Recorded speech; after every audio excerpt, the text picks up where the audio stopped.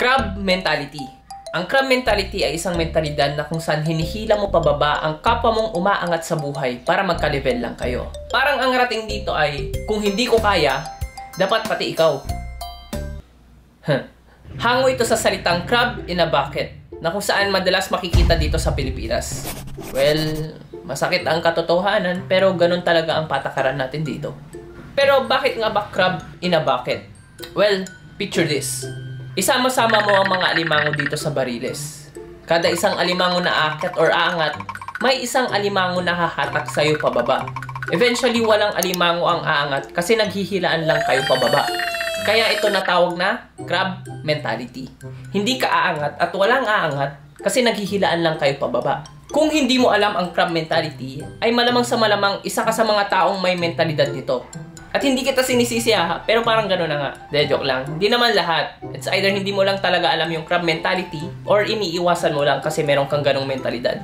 Kasi feeling ko, nag-uumpisa naman ang crab mentality dahil sa pag-aalala or pagiging anxious, kumbaga. Like feeling mo na pag-iiwanan ka na ng mga kasabayan mo, kaya hinihila mo na lang sila sa level mo. Parang kunwari, pag sinasabi ng mga magulang mo na, buti pa si Peter, nakapagtapos na ng pag-aaral. Ikaw puro katambay.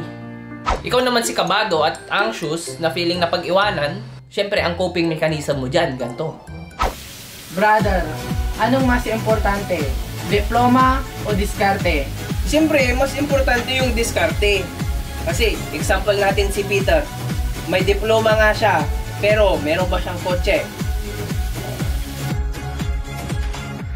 Pero may iba ang topic. Minsan, ang nakakatawa ding side ng Pilipinas di ba, may crab mentality nga. Pero kapag nagpapakita ka naman ng suporta sa mga kapwa mo Pilipino, sinasabihan kang over-proud Pinoy. Ha? So, saan ako lulugar? Pag susuporta, over-proud. Pag manghihila, crab mentality. Ano ba? Kaya dapat, nonchalant lang tayo. Ay, nonchalant. Diba? Kaya naro-romanticize yung nonchalant na ugali dito sa Pilipinas kasi bago siya sa pandinig. Pagod na tayo sa over-proud Pinoy. Pagod na rin tayo sa mga crab mentality sa Pilipinas. Kaya dapat nasa gitna lang tayo. Nonchalant.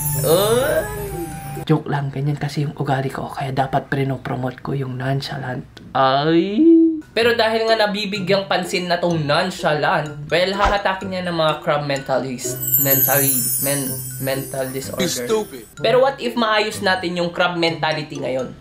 Well, ganito ang proposal ko. Sabihin natin merong oportunidad na sasalubong sa buhay natin, which is itong tubig. So sabihin natin itong tubig, ang oportunidad na tutulong sa atin para umangat. Ang mga magagaling, which is tayong mga crab, tayong mga alimango. Ang mga magagaling na alimango ay lulutang at ang mga mahihina ay lulubog. Nakadepende lang yon sa oportunidad na binigay sa atin. Well, pare-parehas naman tayo mga alimango dito sa Pilipinas. Iba't iba naman tayo ng kakayahan sa mundo. At dito nag-iiba ang daloy ng kwento. Meron mga crab mentalities dito sa mundo.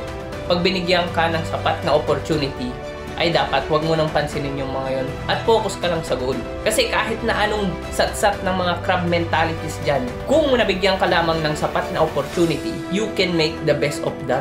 Kasi ayon sa eksperto, 33.67% ang alimango na marurunong lumangoy at ang the rest, nakokontento na lang sila sa ilalim ng dagat. Anong landas ang pipiliin mo?